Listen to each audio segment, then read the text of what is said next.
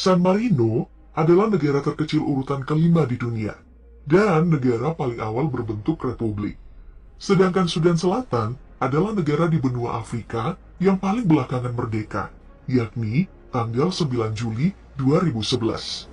Tapi nih, kemungkinan besar akan digantikan oleh beberapa wilayah yang diprediksi akan muncul sebagai negara merdeka di tahun 2022 ini.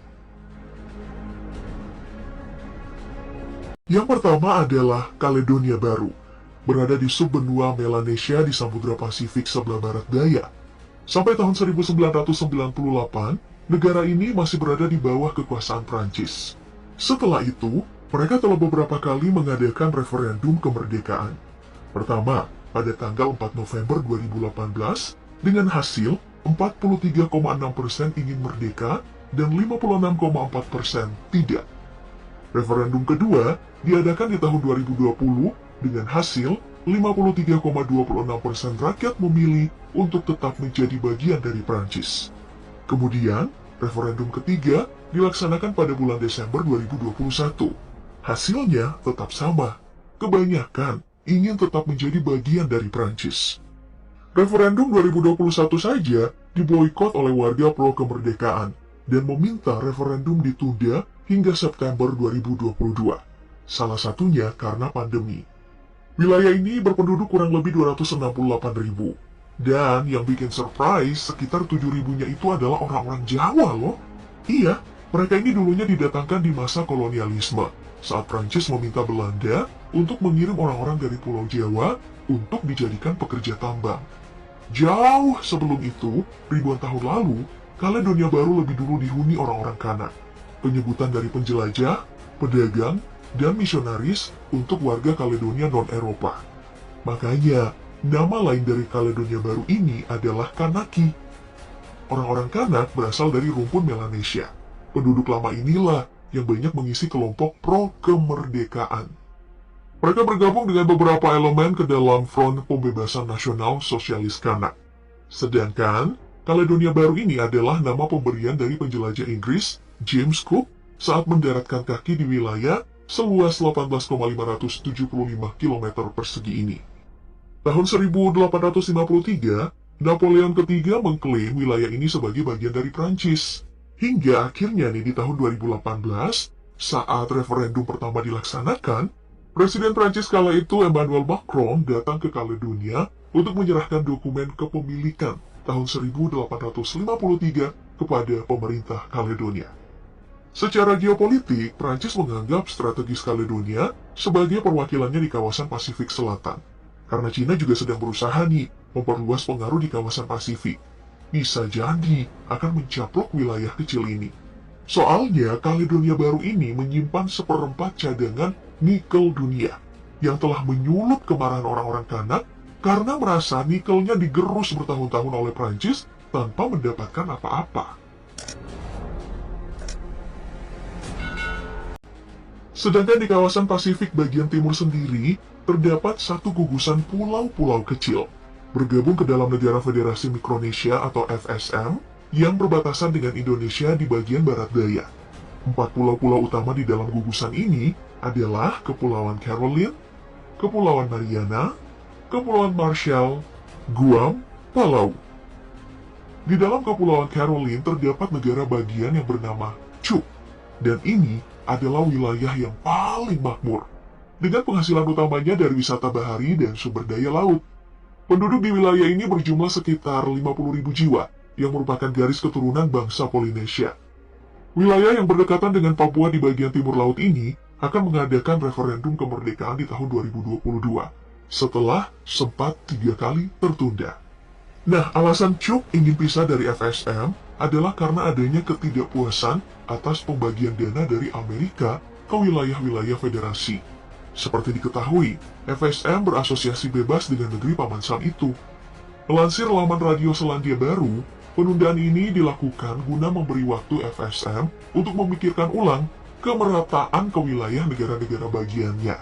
Sedangkan untuk Amerika Serikat, sekiranya bisa mempertimbangkan kekuatan wilayah kecil ini. Mereka adalah gugusan pulau-pulau kecil, tapi seperti Kaledonia Baru, mereka ini adalah penguasa petak lautan yang luas. membentuk batas antara Amerika dan Asia. Negara-negara bagian Mikronesia sendiri berada dekat dengan pangkalan militer Amerika Serikat. Cina yang sementara memperluas pengaruhnya ke semua wilayah Pasifik akan mudah memantau aktivitas militer musuhnya itu. Apalagi, sempat dikabarkan bahwa Cina menjanjikan sekitar 72 juta US dollar kepada FSM untuk dana infrastruktur mereka. Dan sepertinya kita bakal banyak kedatangan tetangga baru nih. Karena Bougainville yang sekarang bagian dari Papua Nugini di Kepulauan Solomon juga dikabarkan akan merdeka.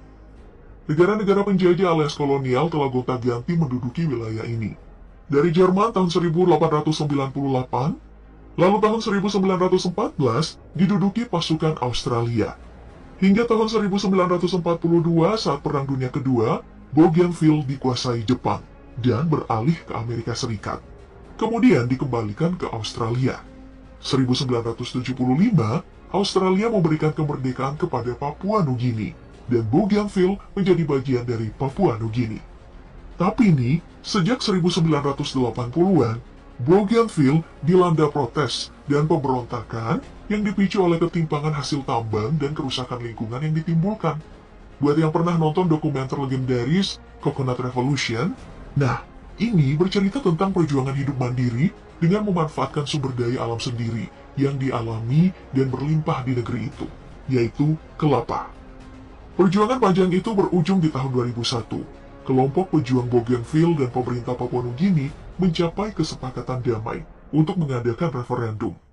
Referendum yang dilaksanakan antara 23 November hingga 7 Desember 2019 itu menghasilkan 98,31% rakyat yang menginginkan untuk merdeka. Tahun ini prosesnya dimulai dan diperkirakan Bougainville akan menjadi negara merdeka penuh di tahun 2027 mendatang.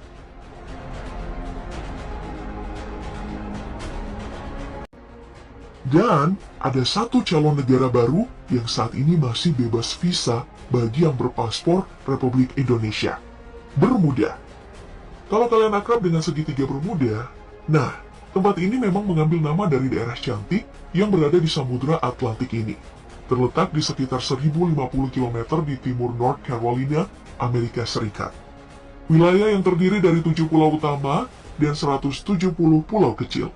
Pulau terbesarnya adalah Main Island atau pulau utama yang memanjang hingga 22,5 km dengan lebar 1,6 km. Lokasi ibu kota Bermuda, Hamilton. Penduduk Bermuda sendiri adalah orang Afrika, imigran dari Hindia Barat, Cape Verdeans, dan turunan budak yang dibawa dari Afrika sebelum perbudakan dihapus pada tahun 1807. Tahun 1684, Bermuda masih menjadi koloni kerajaan Inggris. Tahun 1968, Bermuda meraih konstitusinya sendiri, dengan monarki Inggris masih menjadi kepala negara yang direpresentasikan oleh jabatan gubernur. Kecil, tapi Bermuda salah satu negara makmur di dunia. Landscape wilayahnya juga sangat cantik. Salah satu keunikan di Bermuda adalah jembatan setengah meter yang menghubungkan daratan utama Bermuda, yakni ujung selatan Pulau Somerset dan Sandys Parish di bagian barat daya. Jembatan ini bernama Jembatan Somerset yang di bawahnya kapal masih bisa melintas. Kecil-kecil cabai rawit nih, di Olimpiade Tokyo 2020, salah satu atletnya Flora Davi meraih medali emas di cabur triathlon.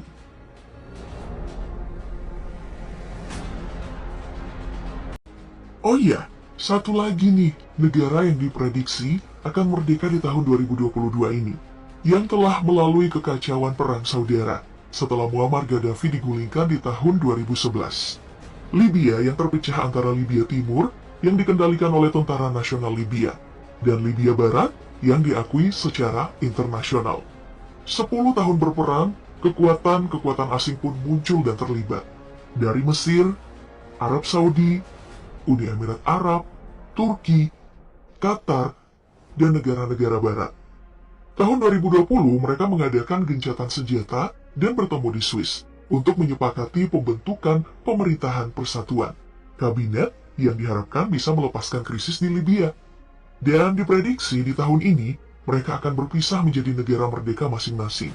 Masih prediksi ya.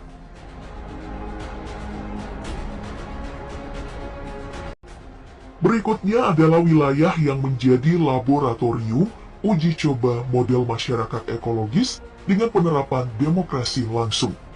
Wilayah otonom ini berada di sebelah barat Sungai Tigris, perbatasan Turki dan Suriah, yang dihuni orang-orang Kurdistan.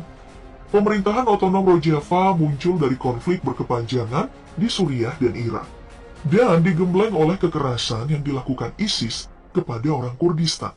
Mereka lalu mengupayakan sendiri pemerintahannya, mempersenjatai diri dan melakukan pendidikan politik, serta membangun ekonomi mandiri. Selain kecamuk perang, orang-orang Kurdi yang tersebar di Iran, Irak, Suriah, dan Turki sudah sejak lama menjadi bangsa yang ditindas dan didiskriminasi, terutama di Turki, yang mana bahasa Kurdi aja dilarang. Bahkan kata Kurdi atau Kurdistan disensor oleh pemerintah.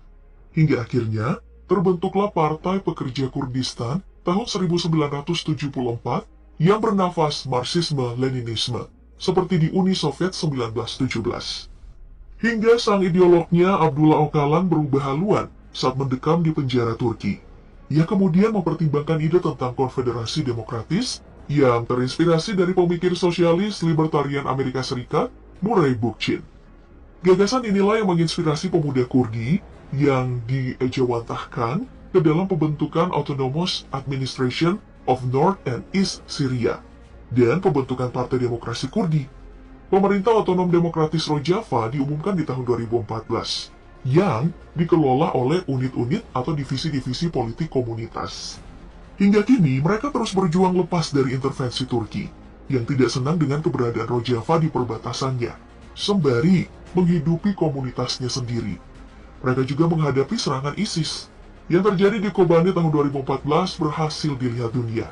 Tapi hingga kini, Rojava tidak diakui oleh negara manapun sebagai sebuah wilayah otonom, membuat mereka terancam dari segala lini kepentingan. Lalu bagaimana dengan nasib Papua Barat yang selama ini diisukan keluar dari NKRI? Isu yang bukan isapan jempol. Soalnya, organisasi pro-kemerdekaan Papua Barat yang berjuang dan bergerilya sejak tahun 1963 sudah berkampanye dan berdiplomasi, bahkan hingga tingkat PBB. Beberapa negara bahkan sudah memberikan pengakuan kepada Papua Barat. Tapi nih, jauh sebelum Papua merdeka, pernah ada deklarasi di tahun 1949 untuk membangun negara Islam Indonesia oleh Organisasi Darul Islam atau DI. Sampai sekarang masih banyak pendukungnya.